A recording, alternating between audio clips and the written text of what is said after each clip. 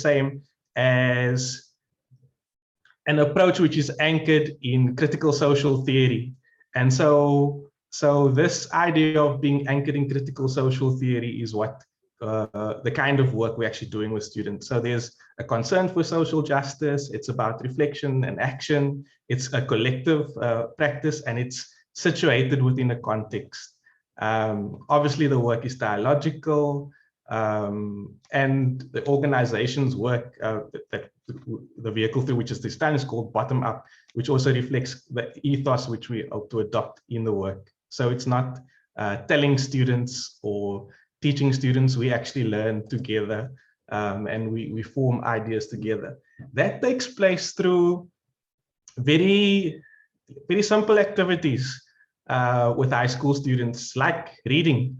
So here's an example of a reading club, for example, which runs, and in this reading club, we would make an effort to look at some texts which I guess you might define as a critical literature, but also texts that are accessible to high school students that are 13, 14, 15 years old, and who maybe don't have a very strong command of language or engaging with a very dense kind of academic text. So a book like that, which we selected, just as an example, is Angela Davis's Are Prisons Obsolete, which is kind of an abolitionist framework is presented.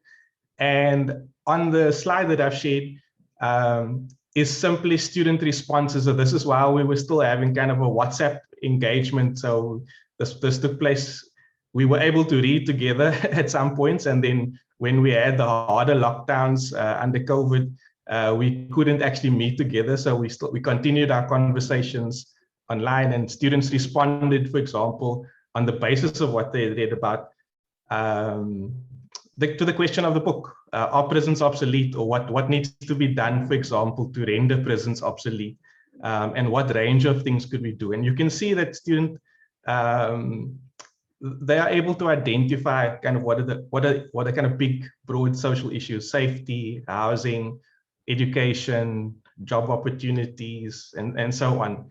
And so these are kind of starting points, these kinds of clubs doing reading, learning to do. It's, I guess, the medium that we use in this instance is public speaking as well. So reading, learning to communicate for change, but also writing together. So here's an example of an article which we wrote together in a writing club with high school students.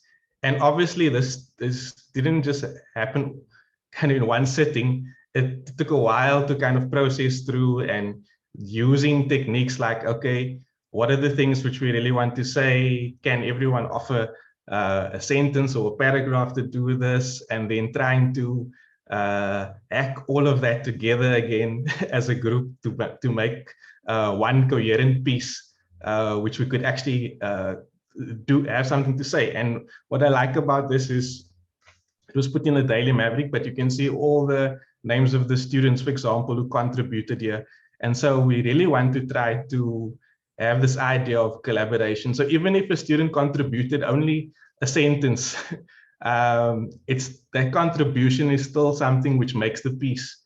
And that is so we're trying to kind of disrupt these ideas of hierarchies and stuff, even in the way in which we do this. And so, yeah, these are very simple strategies, like I said, reading together, writing together, speaking together, but all of these fit into kind of this idea of a critical praxis cycle. So whilst the organization does these kinds of things and exposes students to literature which maybe they wouldn't be able to access in their school library, and for many of the students, they don't even have a school library, so they're not going to get access to it over there.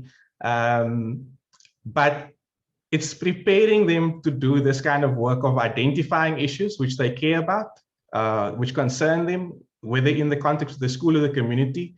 In Freudian terms, what is the limit situation? To then go and analyze and research or find out more, investigate the problem, to develop a collective plan of action.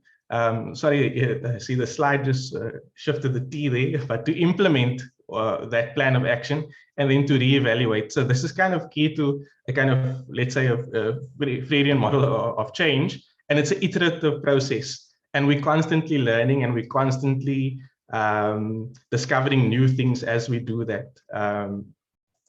So I'll show you later on, for example, what kinds of things students are concerned about and what they care about. But one thing that we do also introduce them to is to kind of think about problems on different levels, or to use a very basic analytical frame like this, which is beginning with, yes, as an individual, what can I do?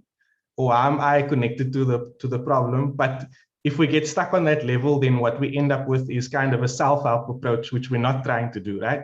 So we also go beyond that to ask what practices and policies should change at school level, who holds the power and who gets to make decisions. But beyond that, are there any overarching policies which affect this? So if we think, for example, about things like the South African Schools Act in our context, or the minimum norms and standards for school funding, depending on what we're talking about, obviously, are there ways in which these things actually influence what happens even within the micro context of our classroom? And then ultimately also what ideologies, what ideas and beliefs undergird those problems, because people don't just write policies, right? Policies are informed also by ideologies and discourses, assumptions or critical assumptions or what about the world and the society, or what we hope for, or what kind of world we want to live in. So we want students to be able to think about those, reflect about those things, and to surface those even in the policies. To give you an example of this, even if you think about representative councils of students on schools, which is a kind of a large group of students that we work with. When we go to a school, we'd probably work with the RCL and with other students who opt into the process. But the legislation around RCLs, even though the Schools Act almost mandates schools to have an RCL, it actually limits student participation through that very same framework. So you'll only have 2 students, for example, on a school governing body. And so they can effectively be ignored. Their voice doesn't really count. It's 2 out of, and so in other words, if they aren't able to get any supportive adults, whether parents or teachers, then student voices can simply be ignored within the context of the school. I mean, that's obviously just going through the policy environment. There's other ways to act outside of policy also. So to give you some examples of what students did working through this critical praxis cycle, this is one example, and the little photograph on top is students who identified simply, for example, language use within the context of their school, and different things which would be said sometimes between students and teachers, teachers to students, students to teachers, or teachers to teachers even. And they felt that this was actually creating an environment on their school which wasn't necessarily dignifying or exciting them to come to school or to want to be there, but also reproducing problematic ideas about whose work is valued even. So I don't want to read the whole comment there, but you'll see there's one there about ShopRite checkers, for example. Now, in the context of the school, many parents probably would work at, if not in a factory, in retail spaces like a ShopRite or Checkers. And to use that as an insult to a learner doesn't only say, communicate what you think about the student's future, but also devalues, for example, the work that student's parent might even be doing. So they picked up on these kinds of issues and they produced this, let's say, school play, but they also did some other things around creating student awareness around this, talking to staff, having meetings with the school governing body, and trying to say that actually we need to engage with people in different ways. It's a very basic one. Here are some students meeting with the school principal, with one of our facilitators basically, and the school principal. And they posed questions around a practice which is actually illegal in South Africa, but in their school was happening quite frequently. And that was around the issue of corporal punishment. This project took a very different flavor, obviously, because of the topic. So where the one group did a school play, here they actually decided to create incident report forms which students completed. They then communicated, for example, with the school district, the circuit manager, and the district social worker, and actually, I would say their work was instrumental in getting the department to actually engage with the school around this particular issue. And that was a 2 to almost 3 year process. Now, it seems absurd because it's an illegal practice since a very long time already, right? But we know that it happens, and we know that the ideology is also not just practices that undergird those things. But student work can also take kind of a different light. And in this particular case, students simply wanted a space where they could study or read. And so this is, I guess, more in your self-help domain, where students wanted a library, and they actually then asked for a space in the school where they could establish one for themselves and got support to kind of get this done. So there's that aspect to it as well. But even in that aspect, we would still encourage students, for example, to ask, okay, but why is it that the school doesn't have a library? And why is it, for example, that all the schools in this particular area don't have a library? And where's the money supposed to come from for that? And what are the minimum norms and standards say for that? And how are there any campaigns, for example, for these kinds of things that we can also be part of, even whilst we're doing this? So the two work hand in hand together. In the last year, we really felt the need for students learning to self-organize. And so the kinds of reading, writing, public speaking, and all the inputs which we do, let's say from an organizational perspective, we feel that's good and helpful, but we also felt that it's necessary for students to learn to actually organize themselves, and for adults also, or supportive teachers, to kind of take a step back from that process and to see what students can generate on their own, with support, obviously. And this is an example of a group that started in March, and it was also a collective of students from different schools, mostly in what we would identify as the District South schools district in Cape Town, basically Metro. So the Metro is divided up into, for example, District South, North, and so on. But this is something that they created. A manifesto here: we are a youth-led movement fighting inequalities and injustices in Cape Town schools, with a particular focus on transforming harsh realities in working class schools brought about through a history of colonialism and apartheid, and worsened by contemporary reforms which allow for the buying and selling of education. We imagine an education system where no one is excluded, where everyone receives a dignified education and a quality education that is publicly funded. And obviously, this is also coming through engagement with text, right? Or engagement with different or competing ideas. But you see, for example, how they're able to construct this through a process of workshops. They then created an identity for this group. And you can see the different student drawings, maybe, that through the process, the different ideas through there. And we weren't involved in this process other than to kind of say support what is it that you need access to, what you know. And so what do they identify as kind of issues in education?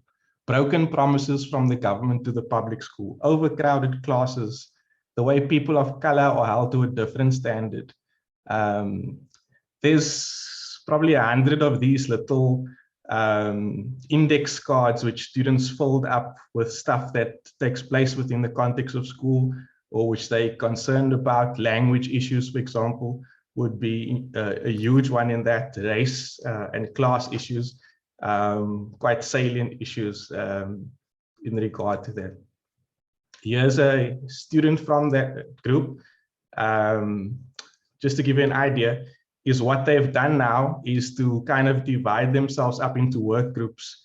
One has been involved in this creation of like a play, and the text on the screen is basically related to what they wanted to comment on with regard to uniform policies being sexist, gendered, I don't know, racist, a form of religious oppression. So they've looked at the uniform as a site of a number of different forms of oppression. Another group is currently working on putting together a podcast where they will interview students from the different schools around this. And another group is looking at collating basically from District South, which is where their schools are situated in, I think it's about 53 or 54 ordinary public schools codes of conduct, which they want to then analyze using kind of the different lenses, race, class, religious oppression, so on, so that they can be able to present something which they want to take to the district to look at in relation to how they feel treated at school. So at times, one might think, for example, what about some of the other issues, for example, in the manifesto around how public schooling is funded in South Africa, or what about some of kind of like real deep fundamental issues? I think what we've learned is it's important for students to be able to start from where they are at, and whether that be a discussion around school uniform policies, be it in Vogue or something that is in the newspaper or something that is in comment on, I think it's important to begin from that point and to work with students. But as I close up the short presentation, so that it's not really I don't want to do a marketing presentation. So as I wrap up this, I think to share some of the challenges and maybe things that are useful to think about also is that in doing this work, some of the key challenges have been student relations with teachers. So where such initiatives kind of work well and take ground and, let's say, have limited successes even within the microsite of a school, is where there's a supportive adult or a supportive teacher or a school leader, a principal. Where it hasn't worked really well is where students have been in opposition with school leadership. So, for example, I'll share with you that we were kicked out of one school when students decided to take up an issue around the school's language policy. They felt the school's language policy was excluding certain students and disadvantaging them, and the school leadership didn't agree. And that was kind of, students were, I guess, isolated and targeted. And that was, I would say, not really a successful example of a project like this. And it takes a lot of work if you're going to get involved in things like direct action work, where students operate outside of the policy space, or let's say the RCL, the limited space of the RCL that's provided to them, then it takes a lot of groundwork to actually prepare for that, to mobilize students, to organize and to be ready for that. So simply doing that stuff, it's not just like students are waiting in the wings to move on particular issues. So those are some of the lessons which we've learned around that. And then obviously in relation to policy, I keep saying policy is limited. So on the one hand, there's space that the policies provide to students that's not taken up. But on the other hand, there's also times in which, for example, the very policy, for example, is the problem itself. And we can identify such issues even within the Schools Act. And issues like that are perhaps things which demand greater degrees of collaboration across different student organizations, because you need the capacity to be able, then you need a social base to really to be able to challenge those kind of broader concerns.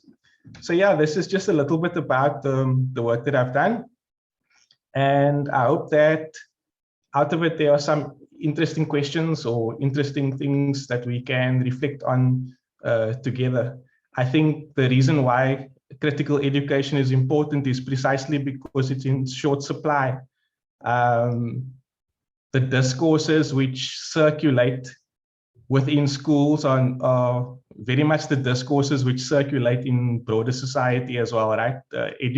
Education as a field is situated within the field of power or politics. And so if we see racism, sexism, gender oppression, and classism in wider society, we see those same things within the context of schools. And we see the same ideas also circulated within our schools.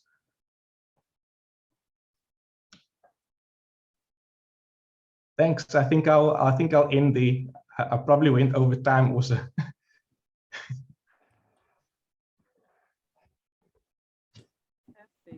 Thank you, Ashley. Thank you for that incredible presentation, especially the work that you're doing with students.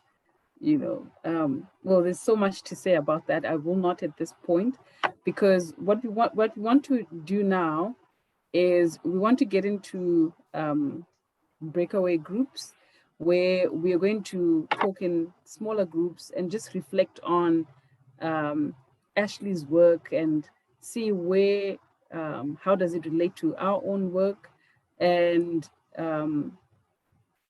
also to find what are the key questions that came up for you as he was talking. But we just want to see, does it resonate? Does it not? What other stories are coming from where you are in your own locale?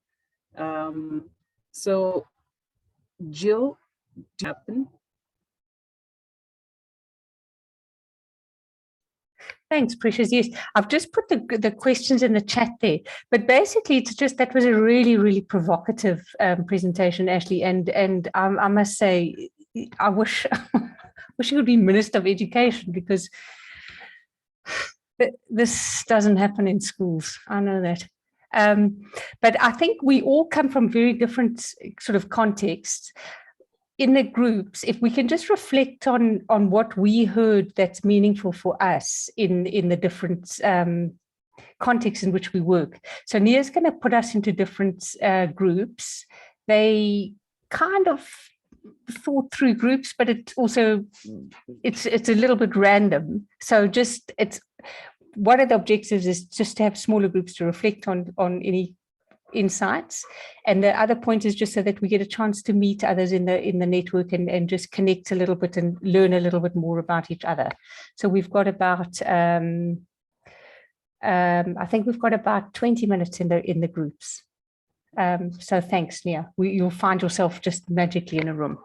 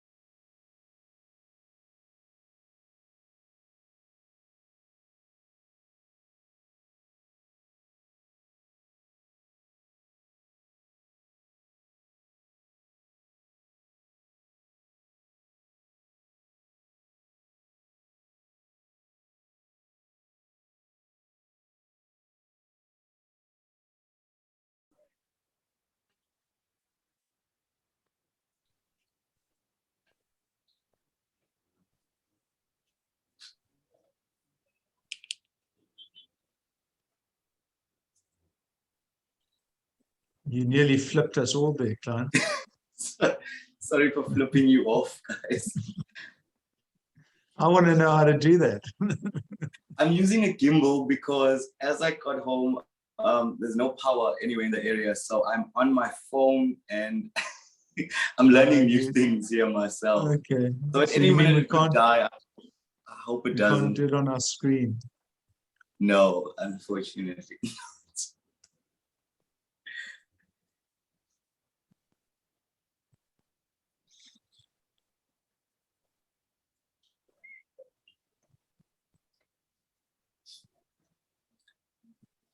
Do we have a facilitator in this group? Do we just go for it? I nominate Ashley. Okay, well, maybe I think it would be more helpful if there's comment from you all in terms of, I guess, what are there questions, or are there anything that resonates, or maybe you engaged in different kind of work where similar issues arise or similar challenges arise.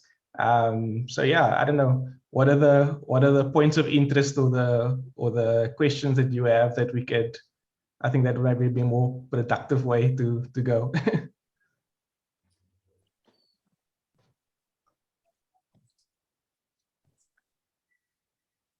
It might be, that sounds like a great idea, Ashley. Maybe we could start off by introducing ourselves quickly, just so that we could get a sense of who everyone is and what they're doing. I don't know, would that be okay? Yeah, I think that's great. So we'll start. Okay, I guess I'll start. My name is Hannah Karim. I'm doing my PhD in history education in the School of Education at UCT. So with Ashley, although I think we might have met once, but yeah, it's been a strange time during COVID. And I'm interested in teachers' attitudes and beliefs, and really getting a better sense of what teachers are feeling, what they're thinking, and how that shapes their pedagogy in the classroom. So I'm also interested in their identities. And I'm a former history and English teacher myself. So that's sort of where, that's sort of what informs my study. And yeah, Ashley's work just sounds really interesting, and bits and pieces I was sort of trying to do at my own school, but I feel like you really have a good process of how you're doing things like that. So yeah, I'd love to discuss it more, but maybe someone else would like to introduce themselves first. I'll go next just to sort of keep the team together. So Hannah, Ashley and I are together. At UCT, all PhD students. My interest is in the political economy of Anglican church schooling, arising from my experiences as a school chaplain and an Anglican priest. It's great to be part of the group. Hi all, I'm Carrie. I unfortunately missed a large part of the talk I was teaching, so I'm going to sit back and listen for some of this. I'm a PhD student at Northwest University. My focus is music education, and I'm looking at how we can foster culturally relevant and culturally sustaining pedagogies. So I'm really running into a brick wall a lot of the time, but trying to find ways to work around a really Western art Eurocentric curriculum and try to find ways to bring the students' voices into the classroom, irrespective of that curriculum. So I'm here to listen for now.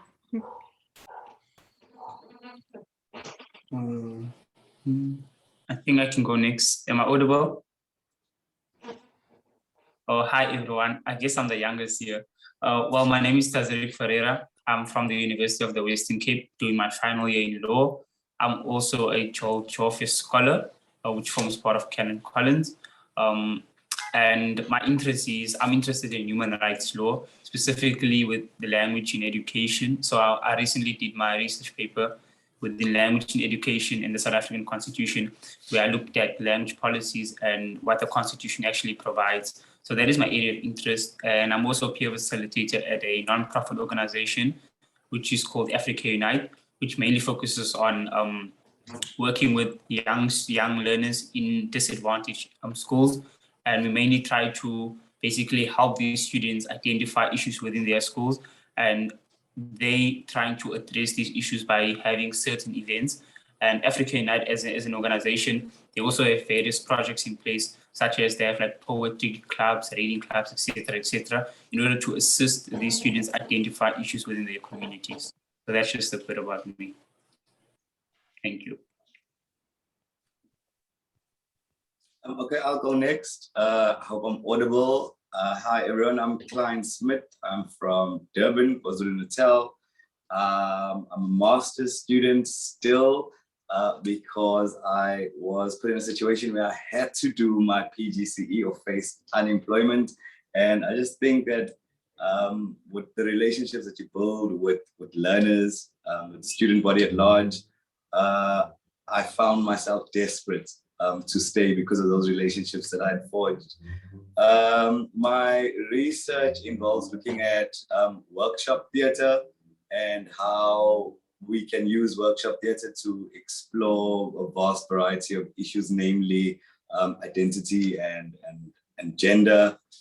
And I'm a high school teacher at a school of technology, in fact, George Campbell School of Technology, where I am currently teaching grade 8 and 9 English and creative arts. At my previous school, I did also teach drama up until matric. And I am mostly involved in the extracurricular, co-curricular aspect of the arts in the form of a drama club that we have after school. Currently busy with 2 productions. One being Romeo and Juliet, our adaptation of it for the Shakespeare Schools Fest, as well as a very old piece that we're trying to revive called Whitney's Kiss, which is HIV/AIDS related, and trying to bring that into 2021 with the pandemic happening. So that's me.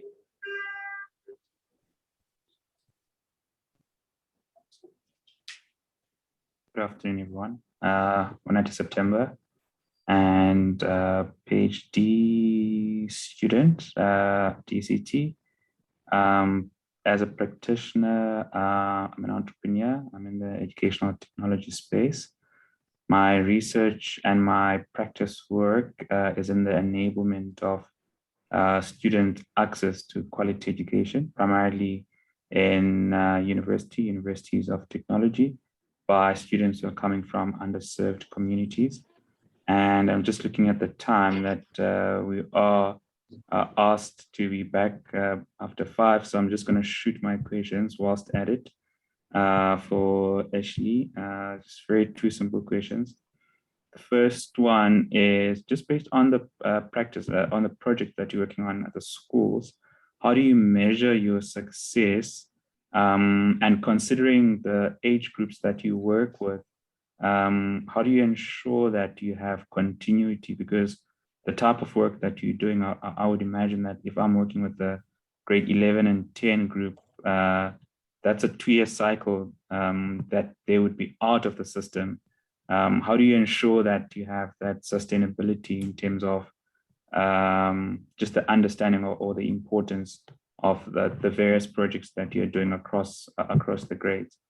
I'll just pause there for now, and then yeah, thank you.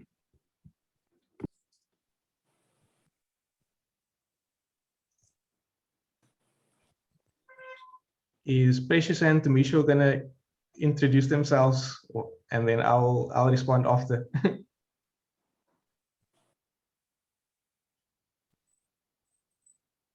Good afternoon, everyone. I'm Tamisho Sako, and I'm an educator. I'm teaching English and life orientation in a high school. I'm doing my master's in educational psychology, and my research focus is in resilient decision-making in rural South African youth. And yeah, just to be short, because I'm looking at the time.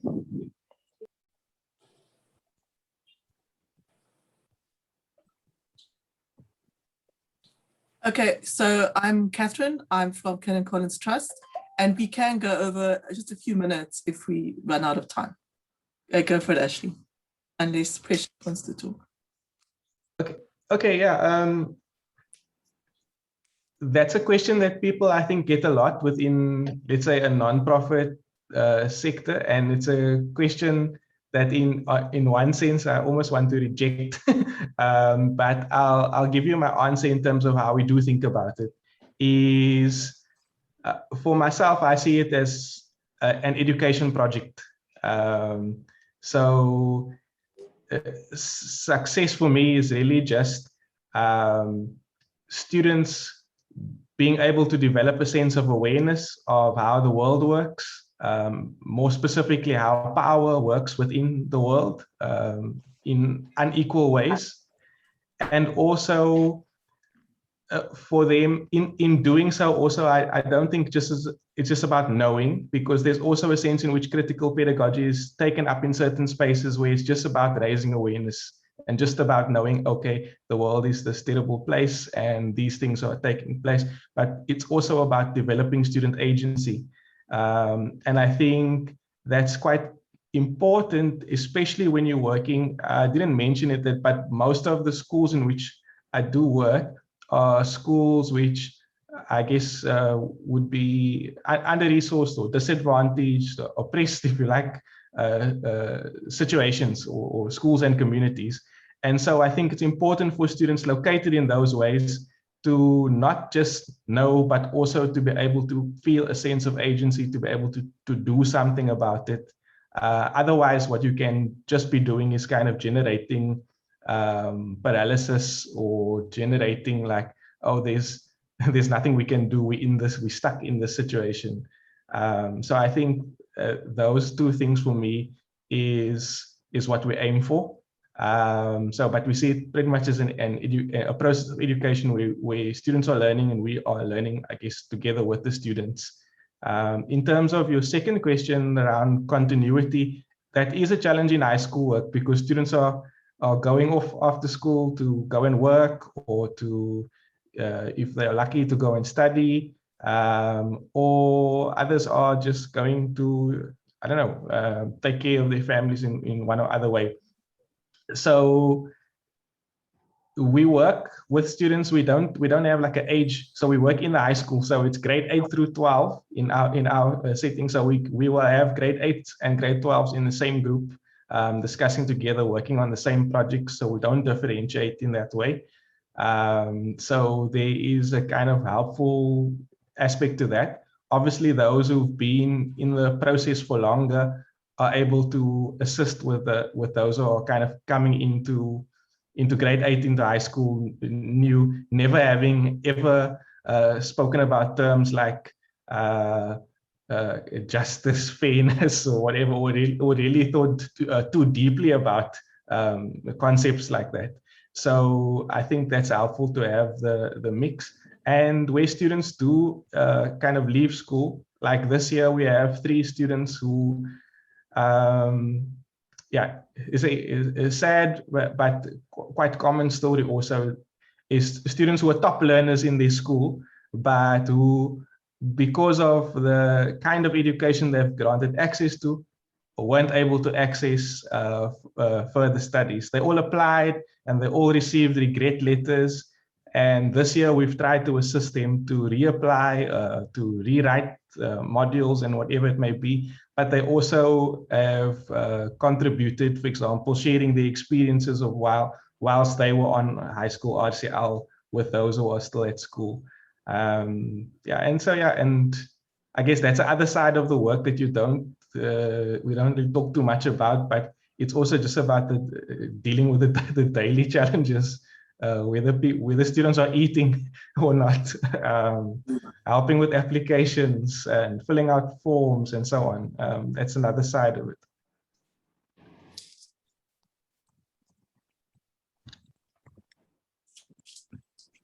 Actually, I have a comment/question. I thought it was really interesting what you were saying about how the projects work when there is a committed adult in the school, and that makes a lot of sense to me. That you need someone to buy in from within the school, and preferably management.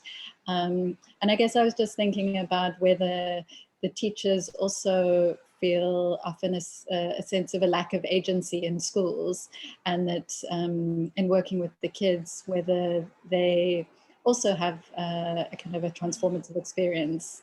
And yeah, I was just wondering about the relationship that you build with the teachers involved. Yeah, I think, I mean, both of our PhD studies are, in a sense, looking at teachers' work.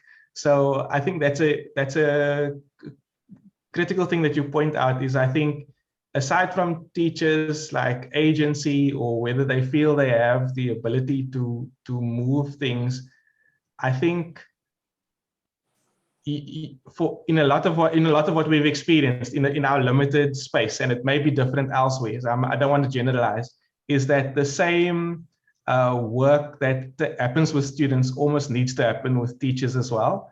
The same problematic and challenging discourses which circulate are also reproduced in the classroom through teachers themselves. You saw the one slide that I showed around like language in the classroom. So ideas are constantly being communicated in that sense. And so I would say you're fortunate if you find a teacher who actually recognizes the kind of the political dimensions to the work that they're doing, and who don't only see their work in the classroom as kind of this technical instrumental thing. And what's happening around, I mean, where are the spaces which teachers get to talk about their work and their practice? Yes, there's professional development communities or what PLCs and stuff like that we have available, but most of that's focused either on getting to know the policy, or it's focused on like technical stuff about how do I teach multiplication better. It's not necessarily looking at how do I understand my mathematics to actually understand the world around me, and to actually make sense of the world, and not just to make sense of it, but to also to change it. So I think that's something which seems to be a miss, and so it filters down at the level of the school as well. Yeah, you do find teachers, especially amongst your kind of older cohort, in the context where we work, Cape Town, Grassy Park, basically kind of Ottery community. You can look it up afterwards, but you will find, for example, like a teacher maybe who even has memories of struggle, who has been part of student movements or someone prior to 1994, and who are able to kind of speak the language or speak a more, let's say, progressive language. But even for some of those teachers, like that might be the very same teacher who's administering corporal punishment. So there's also a lot of things to work through in that regard. Yeah, I don't know if it answers your question, but maybe something to share. I'm not sure if I have the opportunity to ask a question regarding the language policy. Which languages were the students talking about?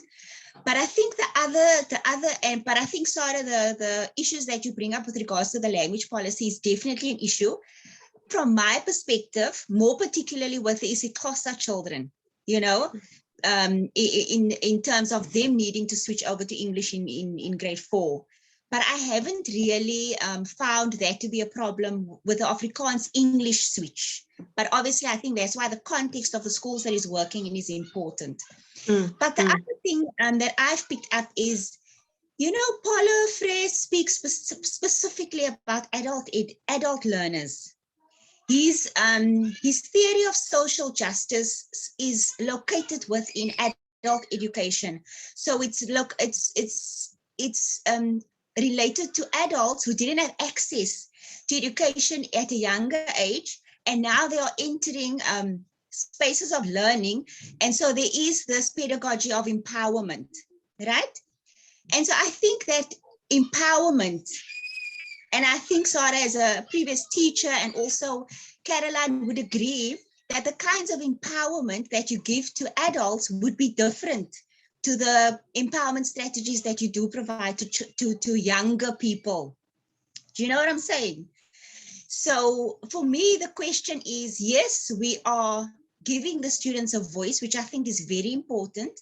They are bringing up issues which is crucial, but is it for the purpose of learning and teaching? Because as you said, when they get to university, they have problems of not being able to get in. And so are they bringing up their voices so that they can learn and progress? Or is it just to, unravel the system?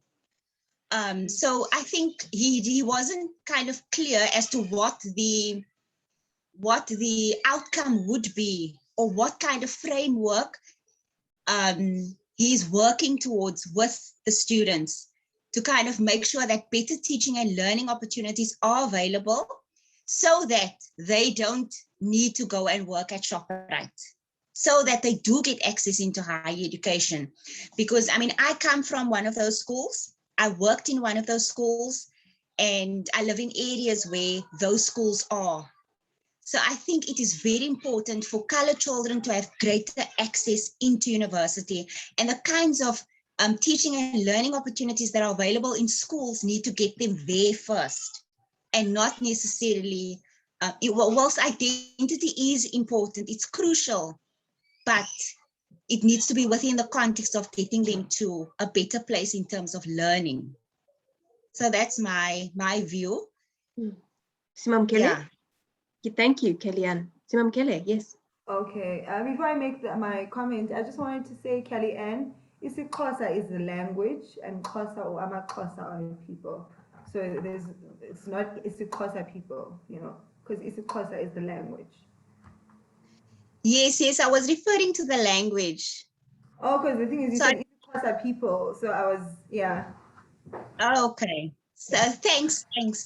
Okay, cool. I just sent you an article actually by the Daily Maverick, not by the Daily Maverick, by someone who wrote for the Daily Maverick, on the UCT proposed online school or private school, and how it reproduces an elite class. That was my article, Simam Kelly. I wrote it. Oh my gosh, you're the person. Oh wow. Wow, That's amazing. Oh wow. Okay, hi. I read it last night. I didn't even look. Thank you. So yeah, I love the arguments that you made about how basic education, is. So when you were saying that, I didn't piece it. I was just like, oh. It's okay. I thought you were pasting it, and I was like, oh, no, okay. I didn't know. Sorry. No, it's really flattering. Thank you so much. Yeah, I was just like, I'm gonna pick up on the substance of the piece. So okay, at least you wrote it. You can tell us about it. I see the breakaway will end soon. We've got 16 seconds. Just tell us what irrespective of authorship, tell us what the article raised for you. Okay, no, literally it was about how we should focus on basic education and the structural issues that cannot be avoided in our quest. It gives me a shock when it happens. I never get used to the breakout room breaking, ever. Thanks, Sarah. I also read that article and I thought it was spot on. Thank you. I didn't know that it was you. Same. So embarrassing that I didn't even recognize the author's article I'm sharing. I loved it. We probably don't have time, but maybe Simam Kelly, you can make that comment in the discussion. Or oh, okay. No, we were just discussing Sarah's article. I'll just share it now that she wrote for the Daily Maverick. Around how this proposed school by UCT further reproduces inequality and unequal access to higher education. Yeah, I'll just share it in the chat.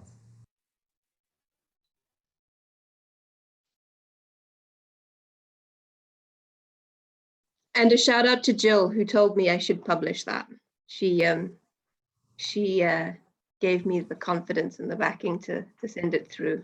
I'm glad.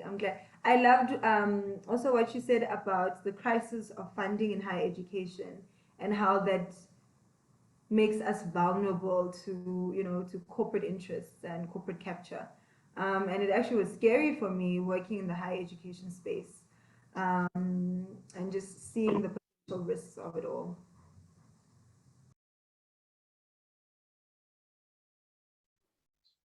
That was a great paper, Sarah. That was a great article that you wrote there. I Thank think you there so is there's much to be said about, you know, these public-private partnerships and this renewed interest in private sector interest into education, you know. Well, it's a market to expand to when you're struggling to find circuits of increasing accumulation elsewhere. We saw it in the late 70s.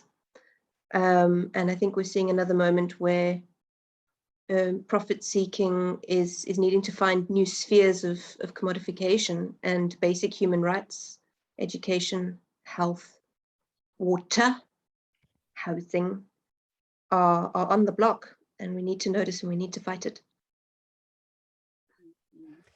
I'm aware that we at 5:10 and we were hoping to finish at about 5:30. So just I'm going to hand it back to Sarah just to see if we can pull its key points from the discussion back, and then we've still got a little bit of other mobilizing work we want to do as well. Well, we were hoping, Jill, I think, to do a little bit of a kind of feedback from each group. So shall we quickly see if we can do a quick ping around that? I'm going to ask if Simam Kelly, would you literally give the 3 points that you thought stood out for you in our group, and then nominate someone else who wasn't in our group to do 3 points from them? Would you mind? Oh, wow. Can I not do it? Sure. No, you don't have to. I'm happy to do it as well, or Kellyanne. No problem. We forgot to nominate our volunteer for feedback. I think we all did. It's not Sarah. Sarah, you just go ahead, I think. Let me just go for it. So, I mean, we touched on a lot of issues around Ashley's presentation. We were interested in how his effort to talk about the language policy came against search resistance from the school. And we had a little bit of a touch base about how language, you know, shapes education opportunity and education engagement throughout the system. We also talked about how education at the higher and basic levels have been sort of systematically split, but we need to understand how they relate to each other and how we cannot see social justice issues at higher education as distinct from those at basic education, because they're not. And I think one of the other interesting things that we talked about from Ashley's talk was about, you know, what is a Freirean praxis, and how does one go about doing it with students and people of different ages and different traditions and different backgrounds. It originated with adult ed, but, you know, it's interesting to think about how Ashley's work is asking us to reimagine it for younger people. So I'll pull those 3 out of our conversation. Jill, perhaps you would like to go with your group next? Sure. I'm also going to feedback. I think what there were quite very lovely discussions, but I think the key point that came out was just how the actual practice of critical pedagogy was so clearly put across, because people often talk about critical pedagogy without, you know, practicing it, and it was just so wonderful to see how it could be applied rather than just named. I think that's what we talked about in different contexts. And I'm going to hand over to Ashley, your group. I'm not sure who's reporting back from your group. I'll report back. I don't know if we have 3 insights. We managed to introduce ourselves, but there were some questions that came up which I think were actually insightful. One question was around this idea of the supportive teacher. So in my presentation, I said, for example, about this need for the supportive teacher or adult within the context of the school. And I think it is actually an insightful question, because it makes us ask, for example, where those teachers are or why there's a seeming absence of that kind of critical teacher who's also supportive. And so we spoke a little bit about, for example, what is available to teachers when they think about their own work. So there are professional development workshops or PLCs and things for teachers to participate in, but most of them are either policy-based, and many of them are actually just focused on technical and instrumental stuff and kind of treat education in very depoliticized manner. I think the other question was around, maybe I was asked, for example, how do we understand success? And I think my response was that that's a kind of typical question that gets asked of NGOs, but it also highlights for us, what is the role of the NGO really within the space? And I think it's a tricky one to navigate. For myself, I've landed on the thing that all that we see our work as is actually an education project. It is not to do what the state should be doing. So we fight, for example, for public education and for the state to actually intervene in the ways that it should intervene. But I think there's a lot to be debated and discussed around that, and which I think that question actually lifts out. So yeah, there's two offerings from our group. Thanks, Ash. Precious, maybe could we go with your group next? I keep doing this. Sorry, we did select somebody. Kamani is going to give the feedback from our group. Okay, hi everyone. Sorry, I can't turn on my video because then I start breaking up. So my network is very poor, but I'll just quickly go through our points. So one of the things that we picked up was how incredible it was that this organization actually took the voices of students very seriously, because you don't get a lot of organizations that do that. So it was incredible to see how much agency that students are being given. And we also found it interesting. We also picked up on the issue of the language policy, and that it really affects students the most. And it's interesting that they are being given the platform and encouraged to fight, to push back against it. And also the issue of oppressive gender policies as well, which I didn't think we really got to discussing, but it's also interesting to see how students are picking up on those things as well. And also one of the points that I think it was Marian who raised this, that his work, Ashley's work resonated with her on the basis that it seems to portray a situation where there's a disconnect between policy and practice. And so the kind of policies that we have, for example, the language policies around uniforms do not reflect what is going on in practice. So yeah, I think that's what we picked up.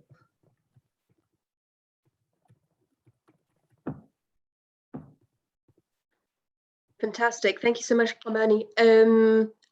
Prisha's got a nice question in the chat regarding critical education outside of the South African context. And I think that's a lovely question. I think we have one more group left to report back, although I'm not sure who was the facilitator in that group. So if you wouldn't mind just stepping forward and offering maybe one or two thoughts from the discussion.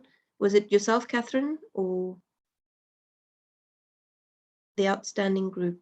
I'm not sure. No, I think, Sarah, we had 4 groups. So we have 4 groups. Yeah. I thought we had 5. All right. No, sorry, I think we put them into 4. My apologies. Fantastic. No problem at all. We have 13 minutes left, Jill. Shall we quickly give 3 minutes just to, I think Precious's really good question in the chat before we just tell everybody about how we'd like to move forward with this forum and the activities that we would like to do next. Shall we just give ourselves 3 minutes for that? Because it's a great question. So for Precious said, 2 years ago, 2 activists were arrested for reading Pedagogy of the Oppressed, and how it is often associated with a type of fundamentalist radicalization or anti-state pedagogy. And so, yeah, I'd love to hear from if anybody from outside of the South African context wants to offer a reflection on that question in the chat.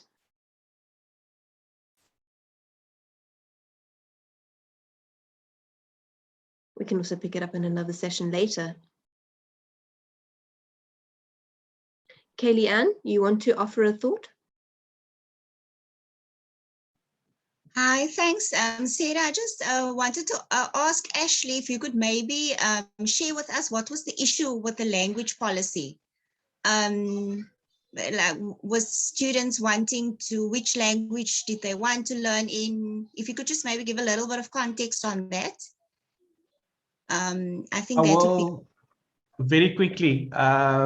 So in the context of, you can look it up because some people won't know where this is, but in the kind of greater Grassy Park area, it's surrounded by, or neighboring Parkwood, Lotus River and Ottery. It's basically in Cape Town, kind of Cape Flats based.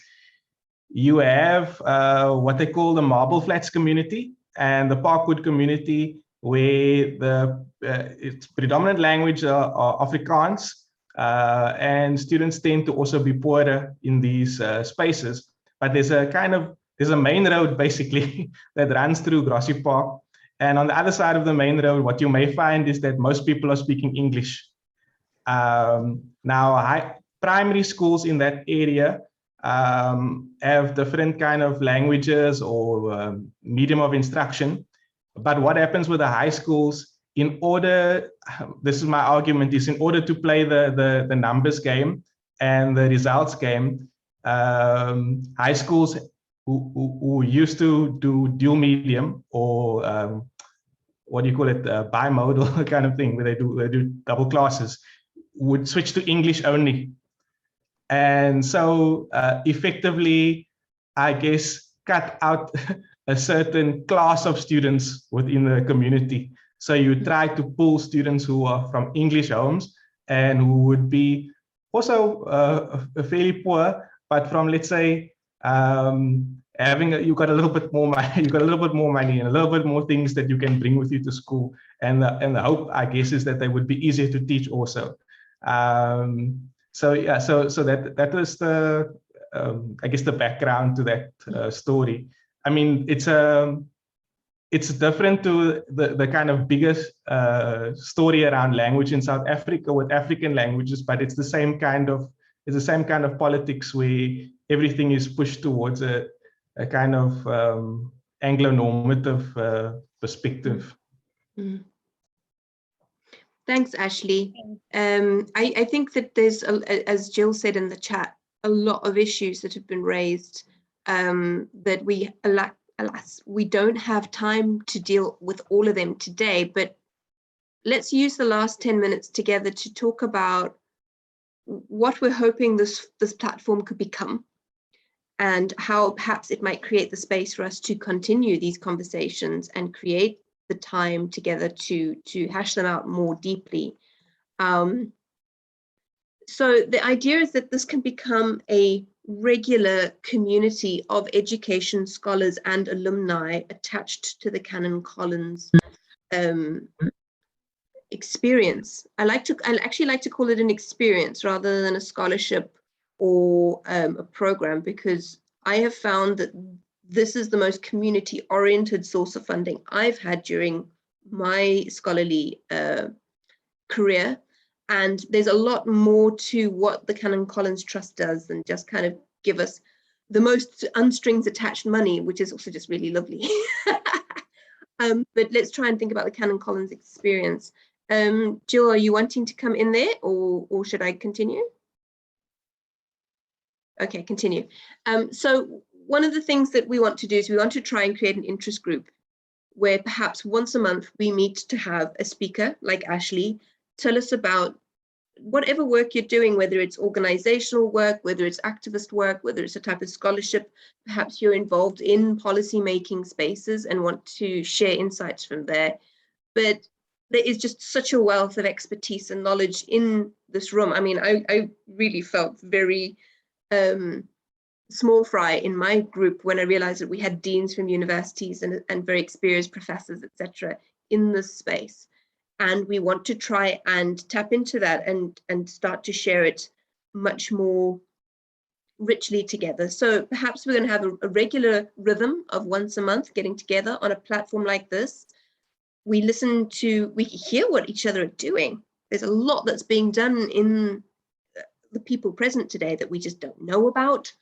And also, potentially even find people who can connect us together in ways that enable us to do our work better, to enhance what we do, to help each other solve problems. Perhaps some people are looking for a project like Ashley's that they want to go and support or work with or connect with.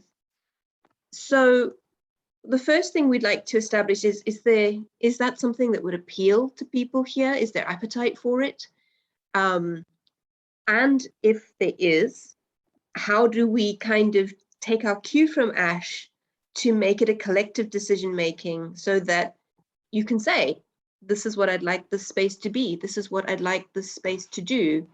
And so, if you would like to be involved, what would you like from it? How would you see yourself contributing? What types of events appeal to you, etc. So perhaps we'll have a draft vision so that we have a shared understanding about why we come together, what we hope to achieve together. And there are a few immediate next steps that we might take. I mean, I think that we should at least get each other's contact details and perhaps participate in some kind of a digital communication platform. I know everybody's had a lot of WhatsApp groups, but I noticed that there is now a new feature where you can mute and archive and it doesn't keep popping back up on your screen. So you check groups when you're ready and when you're able, rather than having them kind of springing up at you from your phone. So perhaps a WhatsApp group now is something people can hold and be with without having that incessant social media attention grabbing that can make those things quite difficult. Like I said, a monthly connection. Jill, perhaps I'd like to also suggest that we maybe fire off a Google form for people to express these, participation and formats and ideas after today, so that folks can kind of think about it rather than being put on the spot right now to say, I know exactly what I want and I can say it right now. What do you think? Yeah, Jill's in. Can I maybe ask if other folks in the room could give me a reaction, a thumbs up or a hand if you have a different idea? Just panning. I like the idea.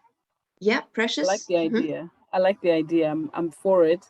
And I think now with the changes that are there on WhatsApp, I would love to be connected. For me particularly, and this is a very selfish reason, is I want to have a context that is that draws from so many countries.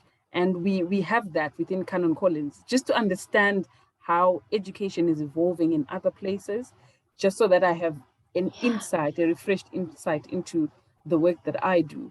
So yeah, definitely having a chat platform where we can talk, where we can debate, and possibly not spam each other with forwards, but yeah, I'm open to that. And I like the idea of making it sort of more Pan-African. I think the South Africans in the room, we tend to get a little hegemonic, and we need to hear from other situations and contexts. Lufunda, please do share your thoughts with us. Yeah, I think it's a brilliant idea. There's a lot I learned actually. I think the context in Zambia is a little bit different. Why I didn't understand the language thing is it's not much of a problem with us. What's really the problem is the poverty. And because schools are very sparsely located, or they're very few schools, children often have to travel very long distances. And because they're poor and there's no transportation, I think that's probably the biggest challenge in accessing education. As regards the language, not really much of a problem, because anyway, we start learning English very early. And by the time children are going to school, I think they pretty much can communicate very well. But the things that came up here, believe me, I was actually very, very impressed. There's a lot that we don't know, because also I come from a different background, I think. But it's such an important topic. I think if we get together and actually talk more about it and see how we can enhance communication and put things out there.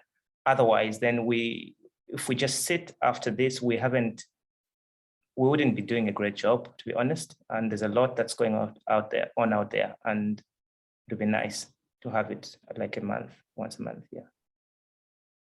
Thank you, Lufunda. That's I mean, you just said exactly what we were hoping that people would feel when we proposed the initiative. So I think some of the immediate actions moving forward is we'll set up a little WhatsApp group. We can send out invites so you opt in, because there's nothing worse than being hoyed into a group and then having to leave. It doesn't feel very nice. We can share links, we can share articles, we can discuss what we'd like the next event to include. And then in that group, we can add a little Google form link for people to say, here's what I'd like to get out of an initiative like this. Here's what I think I can offer. Here's my kind of availability and frequency, contact dates, etc. So, and perhaps even a little draft vision, so that when we say, when we feel like we're like, what are we doing here again? We have something, we have a compass to turn back to, a lodestar to go back to remind us why we come together. Because sometimes we can, forums can take on a life of their own and go off in interesting directions. So wonderful. Jill, I'm going to hand back to you. Thank you so much. Thanks, Sarah. Thanks so much. And I know that you have to go at 5:30 exactly, because you've got other things that you've got to attend to. So if you want to jump off, absolutely fine. But I just wanted to say, look, I'll work with Sarah, Precious and Ashley, and we'll set up a WhatsApp group, and people can come in if they want to, and we'll put a Google form together that picks up on some of the questions that were asked here about your availability, your interests, what you've got to offer, etc. So watch the space. We'll do that within the tomorrow or early next week. You'll see that happening. Then just in respect of time, I wanted to just share with you a couple of upcoming events. I know that I said we'd finish at 5:30, and it is 5:30. So if you need to jump off, do jump off, but this will only take 2 minutes.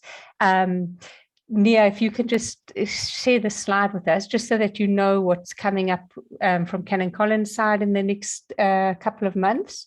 There's some really lovely roundtables, and from our side, from Canon Collins' side, we want to work really hard to build the network, build the Canon Collins network. There's such incredible people in the network, and we just want to find different ways to harness that energy and that expertise and what people have to offer, and make it a resource that's available to others. So in September, we've got a roundtable discussion that's focusing on peacemaking and conflict with Darlington Tsuma, who's also writes a lot around this, and Jeremy Brickhill, who's also an alum, also incredible. Then in October, we've got a roundtable in planning and special justice with Ali Applebaum and Romeo Dipura, both scholars as well. And then in November, we've got an investigative journalism in Southern Africa roundtable. And again, that should be really, really interesting. We've got a guest there, Guy Berger. And if anyone would like to participate, it'll be on social media too, but you can just shoot Catherine an email, catherine@canoncollins.org. And then just a heads up also on a scholarship that's going to come, is a new scholarship that's going to be available. It may not be related to people in this group, but it may be something you want to just share with other people. It's a master's degree. It's funding for a master's degree plus a 12-month paid internship as an education reporter at the Mail and Guardian. So it's a really bonanza kind of a scholarship, that one. So we just wanted you to be aware of that. And other than that, we wanted to thank you very much. We've had fantastic turnout today, and I'm excited about this. I think there's so many people here who are credible, and thank you for your participation, and we look forward to connecting you in many, many more ways. And Ashley, just a big shout out to you. Your presentation was great. And if you don't mind, we'd like to share it with the group. I'll get your permission on that. But if you're okay to do that, then I think people would love to have that and just to look at it in a bit more depth and have a bit more time with it. Okay, so thank you, everyone. Have a wonderful evening and a good weekend, which is around the corner. Thank you all. Thank you. Thanks, bye. Nakabiwarundo,